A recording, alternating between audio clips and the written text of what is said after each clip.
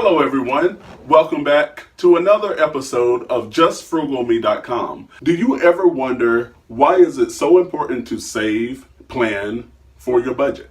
Today I have here with me Miss Corinne Cannon, and I just wanted to ask her a few questions today about budgeting. Why do you think it's so important to plan for your finances?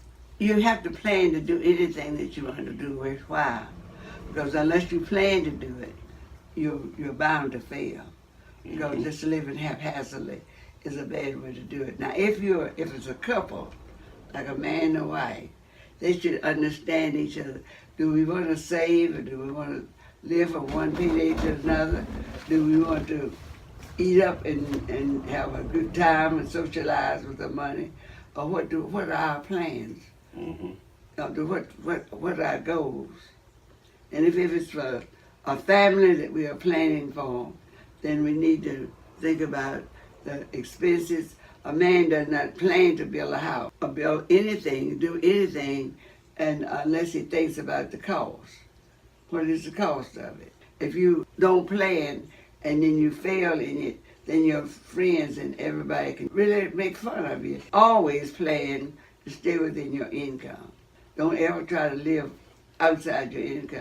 If you're making $50,000, let's stay within our means and not ever plan to do what our friends are planning. Oh, trying to keep up with the Joneses. We don't want to keep up with the Jones and the Smiths either. One day a month or one day a week is the only time we're going out to socialize and spend money.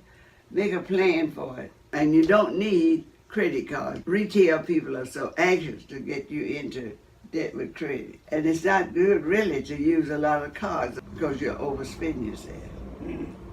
Why should we set those goals with a budget?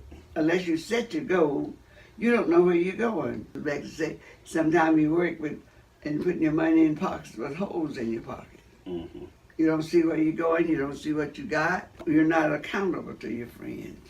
Now you can't cheat, steal, undermine your neighbors, take advantage of people, anything, and think you're going to go up. Now, if you want to go up, you have to go up right.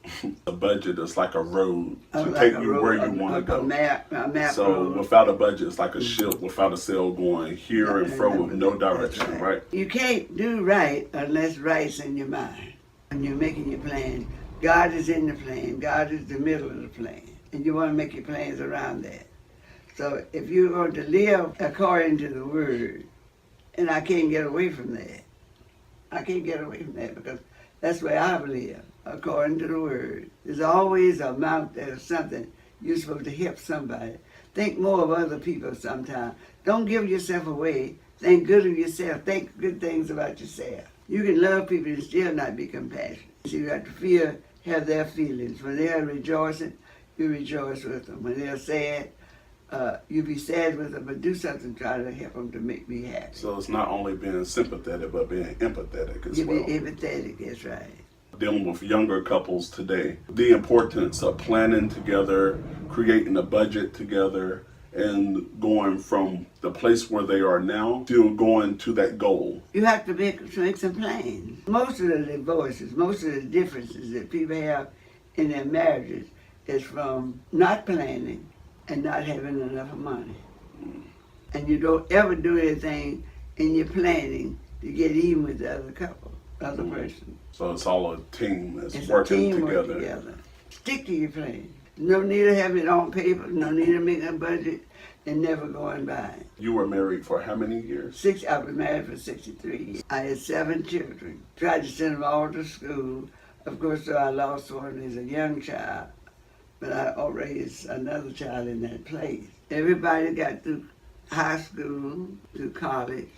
My oldest son spent 40 years in the military. Everybody went to college. 2 got their doctor's degree.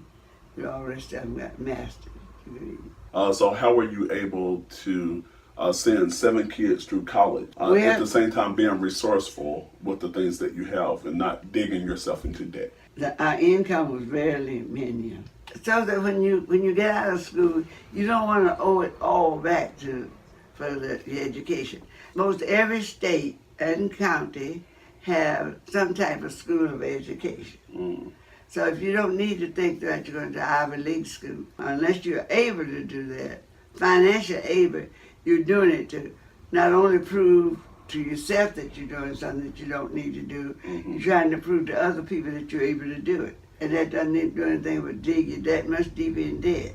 Education is not measured about what university you got your diploma from, but that you know the knowledge. It's wonderful. I'm not saying anything wrong with it, but it's like a big show. If you're an A student from a local college, it means the same thing to you intellectually as if you got it from some university. So what I'm hearing is that you shouldn't take out more money just for the names. See, you've already made your goal. I'm going to be this, that, other. And stick to that goal. Some of the things you expect, you're not really entitled to. It's not fair for me to work my fingernails off for you to have a good time. What is the difference between being frugal and being cheap? I think when you're being cheap, you're not cheating anybody but yourself. And like I say, if you go out to eat, for anything, give an extra. You're going to give an extra dollar sometime. When I go to the beautician, I always give her a tip if I'm able. Be nice. Oh, yes. And it's really a matter of being compassionate with people. So what I'm hearing is generosity goes A long hand in way. hand. It goes a long way.